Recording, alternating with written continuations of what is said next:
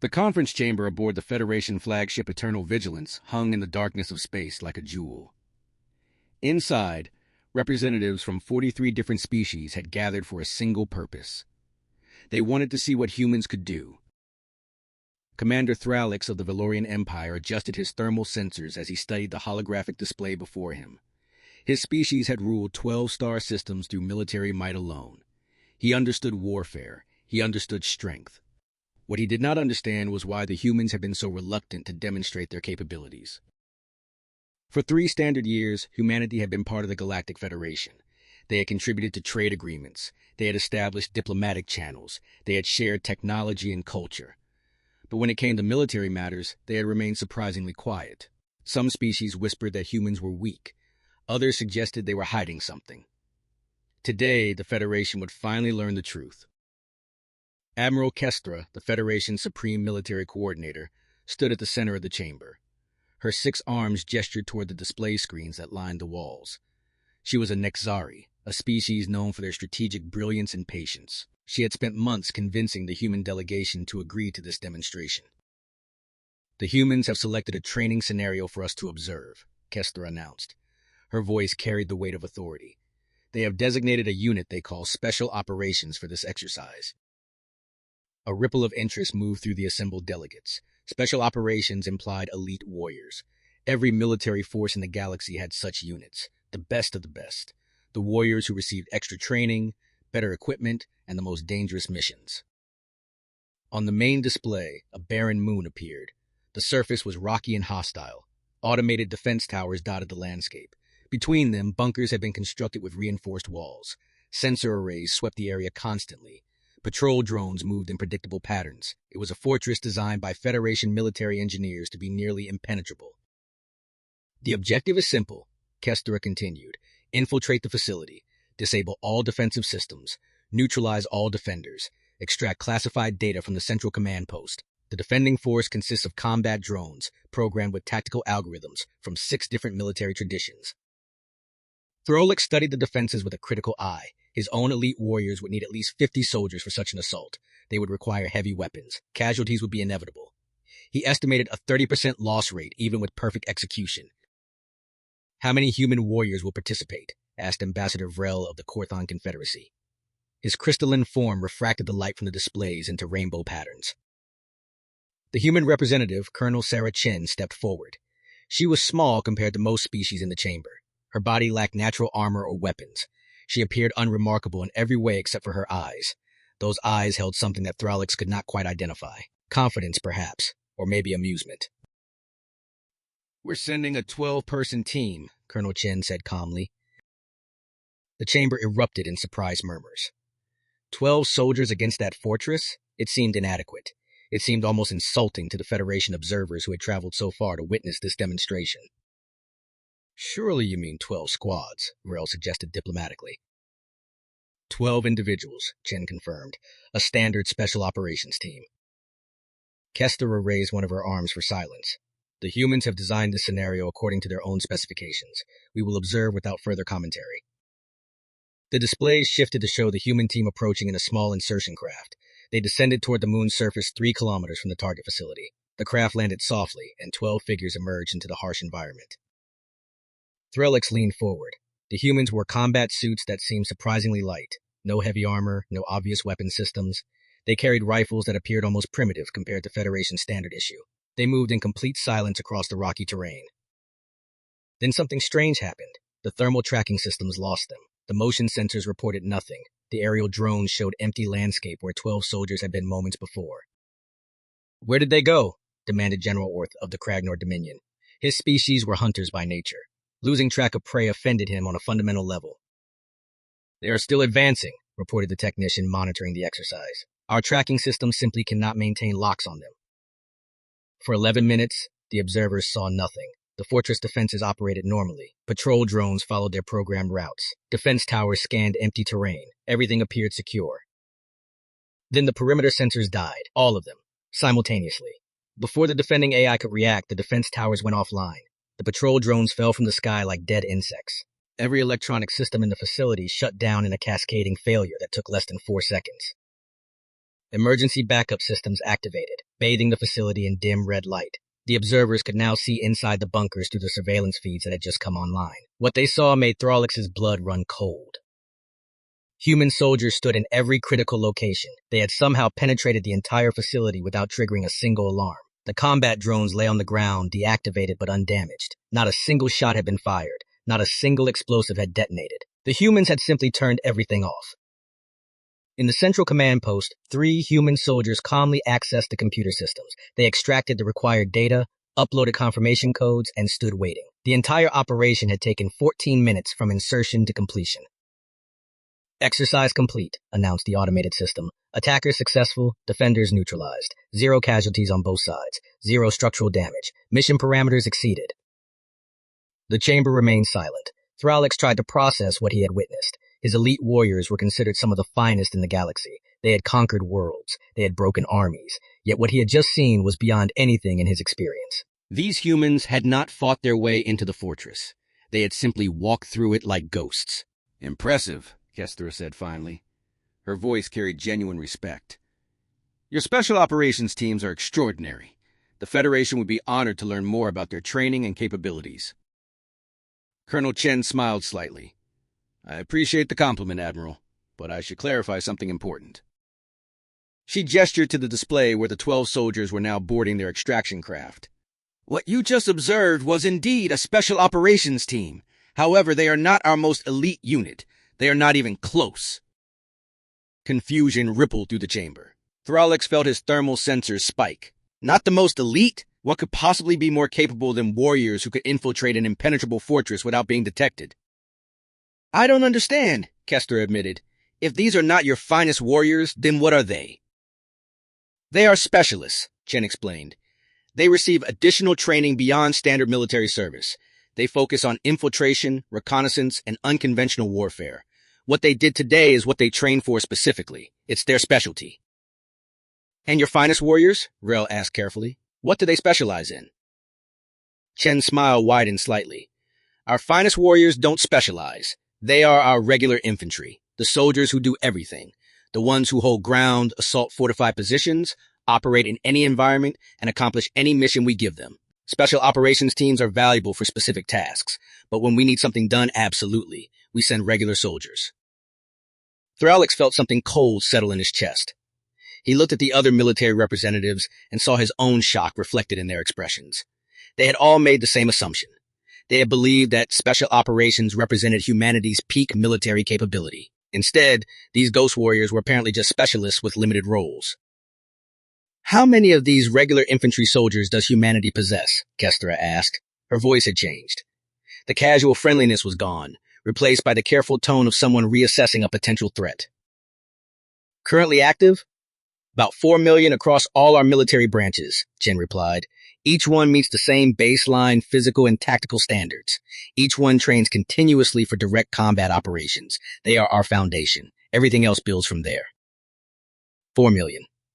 Throlix did the calculations automatically. If humanity's specialists could do what he had just witnessed, what could their regular forces accomplish? And more importantly, why had humanity been so quiet about their military capabilities for 3 years? Colonel Chen, Kester said slowly, would it be possible to observe your regular infantry in a training exercise?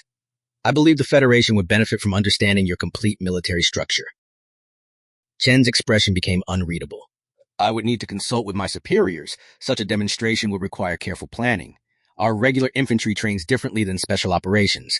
The exercises are more intense. Before anyone could respond, an alarm cut through the chamber. A priority alert flashed across the main display. Kester's translator implant chirped urgently as she received an emergency communication. The Admiral's face, if such a term could apply to her complex features, showed immediate concern. We have a situation.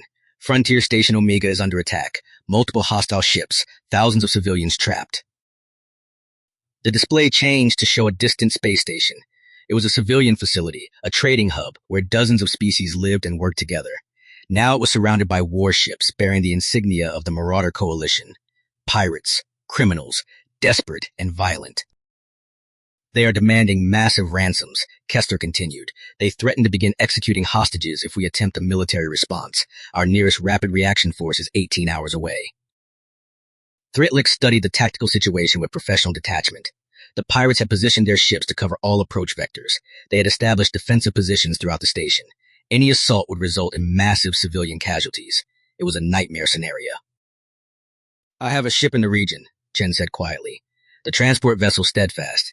It's carrying a company of regular infantry back from a training rotation. 180 soldiers. They could be at Omega in 90 minutes. The chamber erupted in voices. Regular infantry against a fortified position full of hostages? It was madness. The Federation's own elite forces would struggle with such a mission. Sending ordinary soldiers would be suicide. With respect, Colonel, Kessler said carefully, this situation requires precision. It requires warriors who can move through complex environments without triggering a massacre. Perhaps we should wait for your special operations teams. Chen shook her head. My special teams are deployed across 3 sectors on long-term operations. Recalling them would take weeks, but the Steadfast can be there in 90 minutes. My regular infantry can handle this. Can they, though? Thralex challenged. He meant no disrespect, but the stakes were too high for politeness. We have seen what your specialists can do. They are extraordinary. But regular soldiers against the marauders? The pirates are savage fighters. They will use the hostages as shields. Your ordinary troops will be overwhelmed. Colonel Chen turned to face him directly. Her eyes held that quality again. That confidence that bordered on amusement. Commander Thralex, I understand your concern. You have built your understanding of human military capability around what you saw today. Those special operations soldiers are impressive. I won't deny that. But they are specialists. They work in small teams for specific missions. She gestured toward the tactical display, showing Frontier Station Omega. What we need there is not specialists. We need soldiers who can breach doors, clear rooms, hold corridors, and fight through determined resistance while protecting civilians. That is what regular infantry does. That is what they train for every single day. The 180 soldiers on the Steadfast will handle this situation just fine. Kester looked at the other military representatives. Thralex could see the same calculation happening in every mind. Wait 18 hours for proper reinforcements while hostages died, or trust humanity's claim that their regular soldiers could accomplish what seemed impossible? How confident are you, Colonel? Kester asked. Chen's response was immediate and absolute. Admiral, I would trust those soldiers with my own family's lives. Send them. The decision was made. The Steadfast received new orders. 180 human regular infantry soldiers altered course toward Frontier Station Omega, toward thousands of trapped civilians, toward savage pirates who would show no mercy. Thralex watched the tactical display and wondered if humanity had just made a terrible mistake, or if the galaxy was about to learn something that would change everything. 90 minutes until they would find out. The transport ship Steadfast dropped out of hyperspace exactly 91 minutes after receiving its new orders. Through the viewports, Frontier Station Omega hung against the stars like a wounded animal surrounded by predators. 6 Marauder warships circled the station in a defensive pattern. Their weapons were active, their shields were raised, they were ready for a fight. Captain Marcus Webb stood in the troop bay addressing his company. He was 42 years old with gray threading through his dark hair. Scars marked his hands and face. He had served for 20 years in a dozen conflicts across human space. To the soldiers gathered before him, he was simply the captain. Nothing more needed to be said. Listen up, Webb said. His voice carried easily through the bay without needing amplification. Frontier Station Omega has approximately 3,000 civilians from multiple species. The Marauder Coalition hit them 6 hours ago. They have fortified positions throughout the station. They have hostages scattered across multiple sections. They are expecting us to negotiate or wait for reinforcements. He paused and looked at the faces of his soldiers, young and old, male and female, veterans and newcomers who had just finished their initial training rotations. All of them met his gaze with the same expression. They were ready. We are not going to negotiate, Webb continued. We are not going to wait. We are going to board that station, clear every section, neutralize every hostile, and bring those civilians home. This is what we train for. This is what we do. Lieutenant Sarah Rodriguez stepped forward. She commanded 2nd Platoon and had served under Webb for 3 years. Rules of engagement, sir? Any marauder holding a weapon is a valid target, but we verify every target before we shoot. No civilian casualties, not one. We do this clean. The soldiers began their final equipment checks. Webb watched them with quiet pride. These were not special operations soldiers. They had not received years of additional training in exotic skills. They were infantry. They had learned to shoot, move, communicate, and survive. Everything else was just details. Aboard the Federation observation ship that had followed Steadfast to the crisis, Commander Thralix monitored the situation with growing anxiety. He had convinced Admiral Kestra to allow him to embed observers with the human force. Now he was beginning to regret that decision. He was about to watch a disaster unfold. "The Marauders are hailing us," reported the communications officer. "They want to know our intentions." "Tell them we are humanitarian observers," Kestra ordered, "nothing more." Thralix studied the human soldiers through the observation feeds. They were loading equipment that seemed absurdly heavy. Body armor, ammunition, medical supplies, tools for breaching doors. Each soldier carried at least 40 kilograms of gear. They moved under this weight as if it was nothing. "They are going to try to board through the docking ports," Thralix observed. "The Marauders will have those approaches covered. It will be a massacre." "The humans requested that we not interfere," Kester reminded him. "We will observe only." The Steadfast maneuvered toward the station. The Marauder warships tracked its movement but held their fire. They were confused. A single transport ship posed no threat to their fleet. Let it dock. Let whoever was inside try something stupid. The Marauders had 300 fighters scattered throughout the station. They had prepared for an assault by Federation forces. They were ready. What they were not ready for was the speed of the human response. The Steadfast did not approach the main docking ports. Instead, it moved to 12 different maintenance airlocks simultaneously. Breach pods detached from the transport ship like seeds from a plant. They locked onto the station's hull and burned through in seconds. "Boarding in progress," Captain Webb's voice came through the observation feed. "All platoons execute on my mark. 3, 2, 1, execute." 180 human soldiers poured into Frontier Station Omega through 12 different entry points. They moved in 4-person teams with practiced precision. Each team knew exactly where they needed to be. Each soldier knew their role. The Marauders in the nearest section had perhaps 3 seconds of warning. They heard the breach charges. They grabbed their weapons. They turned toward the sound. Then the humans were among them. Thralix watched through multiple camera feeds as the assault unfolded. The humans did not hesitate. They did not pause to assess. They simply moved forward like a wave of focused violence. Their weapons fired in short, controlled bursts. Marauders fell before they could return fire. Within 30 seconds, the first section was secure. "First platoon, Section A clear," Lieutenant Rodriguez reported. "Moving to Section B, no civilian casualties." "Third platoon, lower deck secure," another voice called. 18 hostiles down, 0 friendlies hit." The reports continued to flow. The humans were not fighting their way through the station. They were flowing through it. Each team covered the others. Each movement was coordinated. When they encountered resistance, they did not retreat. They maneuvered and overwhelmed. In Section C, a group of Marauders had barricaded themselves with a dozen civilian hostages. They screamed demands through their communication systems. They threatened to execute prisoners. The humans responded by blowing a hole through the wall from an adjacent corridor and entering from an unexpected angle. The Marauders died before they could pull their triggers. The hostages were escorted to safety by soldiers who spoke calmly and moved with absolute confidence. "How are they doing this?" Thralix demanded. He was watching feeds from 6 different sections simultaneously. In each one, the humans were advancing despite encountering prepared defensive positions. "The Marauders are dug in. They have superior numbers. Why are they losing?" Ambassador Vrel, who had also insisted on observing, gestured towards one of the displays. "Watch their movements. Each human team operates independently, but they maintain perfect coordination. When one team engages the enemy, another team is already moving to flank. They never stop moving forward." On the display, a human soldier took a shot to his chest armor. The impact staggered him backward. His teammates immediately suppressed the enemy position, while a 4th soldier pulled the wounded man to cover. A medic appeared within seconds. The soldier who had been hit was back on his feet within 2 minutes, returning fire while the medic worked on someone else. "They do not leave their wounded," Thralix observed. "Even under fire, they extract and treat casualties immediately." "Would your warriors not do the same?" Vrel asked. Thralix hesitated. In Valorian culture, wounded warriors who could not retreat on their own were considered lost. Resources were not wasted on retrieval under fire. It was practical. It was logical. Watching the humans ignore that logic while still maintaining their assault momentum was disturbing. The Marauder commander, a savage creature named Krax, watched his defensive positions collapse one by one. His communication channels filled with panicked reports. His soldiers were dying faster than he could reposition them. Whoever these attackers were, they fought with a ferocity that Krax had never encountered.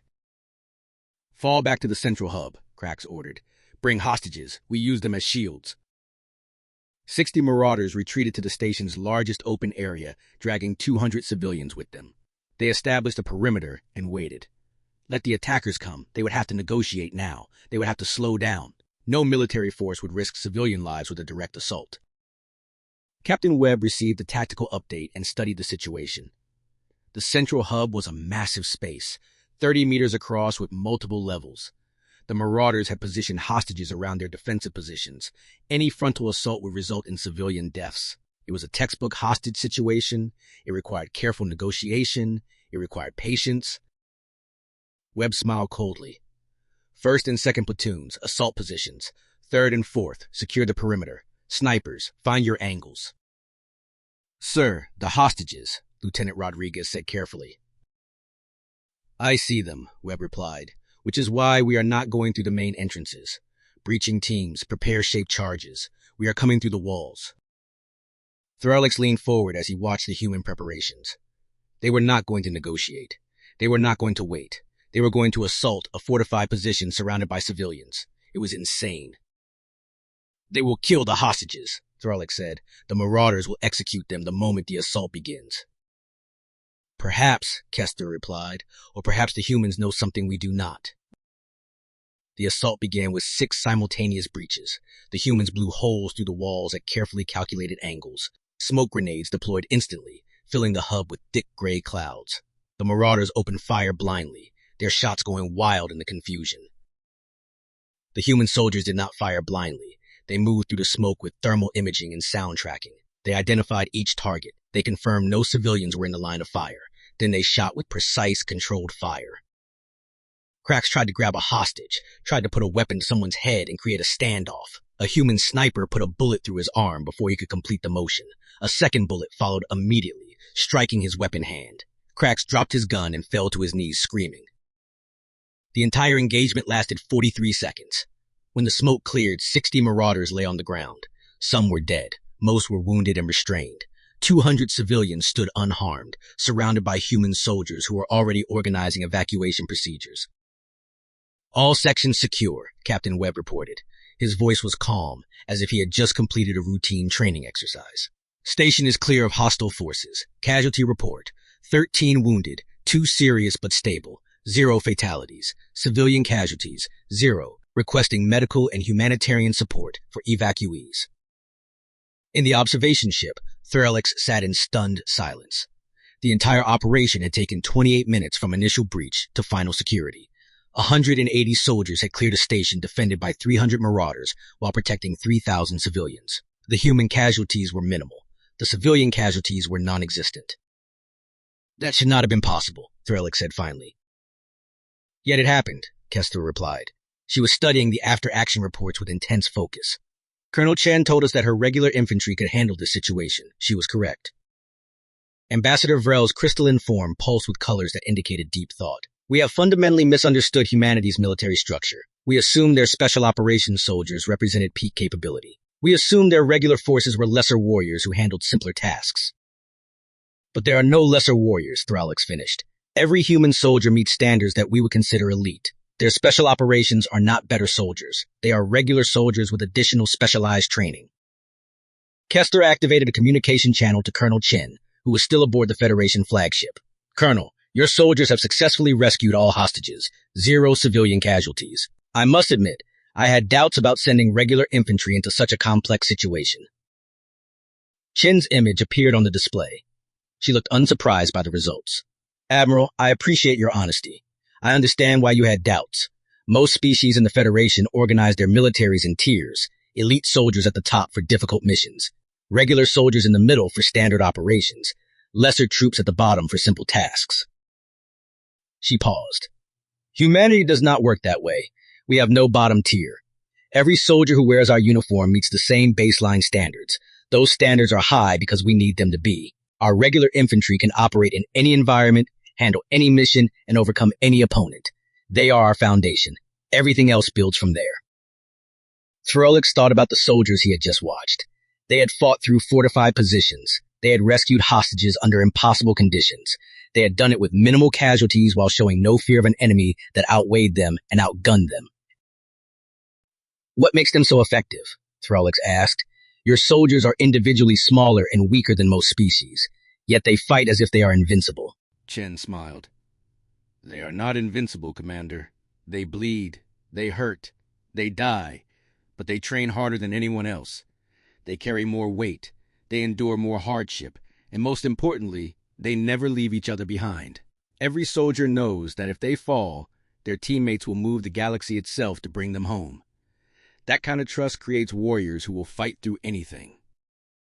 She gestured toward the displays showing the human soldiers organizing evacuation procedures at Frontier Station Omega. You asked to see our regular infantry in action. Now you have. This is what humanity considers baseline capability. This is our foundation. Our special operations soldiers have additional skills, yes. They can infiltrate and conduct reconnaissance that regular infantry cannot. But when we need something done, absolutely.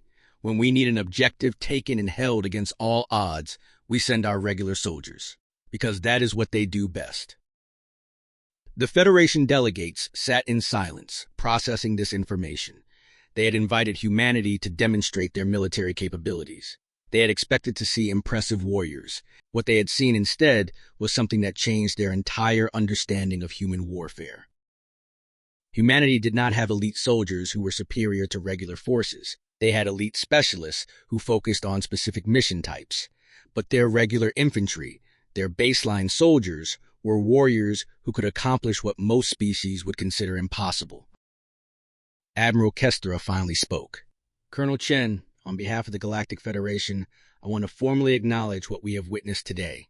Humanity's military capabilities exceed our previous assessments. We would be honored to establish training exchanges and learn from your methods.